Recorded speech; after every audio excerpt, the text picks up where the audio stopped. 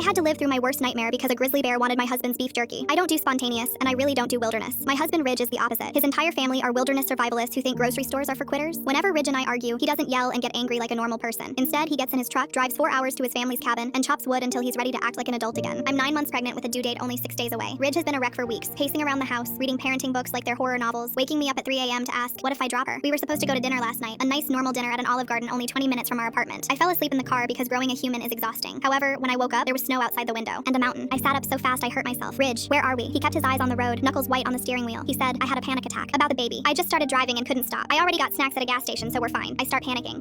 We're not fine. The cabin is 2 hours from the nearest hospital. Ridge nods his head. I know. My due date is in 6 days. He nods his head again. I know. I want to strangle him, but I'm worried we'll crash. Ridge, turn this damn car around right now. He didn't. He kept driving, promising the fresh air would help us both relax before the baby came. Of course, I was too pregnant and too tired to wrestle him for the steering wheel, so I sat there planning his funeral instead. We arrived at the cabin around midnight and it was freezing. The woodpile was basically empty, so Ridge had to go outside and chop more while I unpacked the car. My arms were full of bags and blankets and his stupid gas station snacks, so I left the driver's side door open, figuring I'd close it on my next trip. There was no next trip. My back gave out after the 4th load and I went inside to sit down. A few hours later, I was finally starting to calm down. The fire was going. I had a blanket around my shoulders. Ridge was being extra nice, probably because he could sense me mentally filing divorce papers. I remember thinking, okay, maybe this wasn't the worst idea. Then I felt a pop, then a gush. I looked down at the puddle forming beneath me. Ridge, my water just broke. He shot up like he'd been electrocuted. Now, it's too early. I wanted to smack him. Yeah, well, tell that to your daughter. We grabbed our coats and keys. Ridge practically carried me to the front door, but when he threw it open, we both rose, and suddenly, the contractions were the least of my problems. There was a grizzly bear in our car, not near the car, inside it. The bear was wedged into the driver's seat, half its massive body hanging out the open door. Beef jerky wrappers were stuck to its face. Our only transportation was being destroyed by an animal that weighed more than both of us combined. Ridge grabbed my arm and slowly pulled me back inside. He eased the door mostly closed, leaving just a crack to watch through. Maybe it'll leave, he whispered. We waited. 3 minutes, 5. The bear wasn't leaving. It was settling in, ripping apart the center console like it was unwrapping a gift. A contraction hit me so hard I doubled over and screamed. The bear's head snapped toward the cabin. We both stopped breathing. Ridge shoved me behind him. I had another contraction and bit my lip so hard I tasted blood. Ridge whispered, don't move. I couldn't if I wanted to. The bear was only 6 feet from the door, staring us down. I could hear it breathing. I could smell it. Ridge, I need you to do something. Now. He turned to me with the expression of a man whose brain had left his body. Then he said, I have a plan. Before I could ask what plan could possibly fix this situation, Ridge slowly reached behind him and grabbed a metal pot from the counter. Then he looked at me with an expression I'd never seen on him before. Pure terror mixed with something else. Determination. He mouthed, I love you. Then he threw the door open, slammed the pot against the railing, and screamed like a man possessed. The bear reared back, shaking our entire car, startled by the noise. Ridge kept screaming, banging the pot, moving away from the cabin, drawing the bear's attention. It worked. The bear climbed out of the destroyed car, huffed once, and started walking toward him. Ridge ran into the woods. The bear followed. Then there was silence. My husband had just disappeared into the darkness with an 800-pound predator chasing him, and I was standing in a doorway having contractions every 2 minutes. The baby was coming, and I realized Ridge had the car keys in his pocket. I slammed the cabin door shut, started grabbing every clean towel I could find. I'd watched enough birth videos during my 3 a.m. anxiety spirals to know the basics. I lowered myself onto the floor in front of the fire and did what I had to do. I spent 45 minutes alone on that wooden floor, crying and cursing and talking to my baby the entire time. It's just us, okay? Mama's got you. She came out screaming. I caught her myself, wrapped her in a blanket, and collapsed against the couch with her on my chest. Ridge stumbled through the door 2 hours later, covered in mud, missing one shoe, looking like he'd fought a war and lost.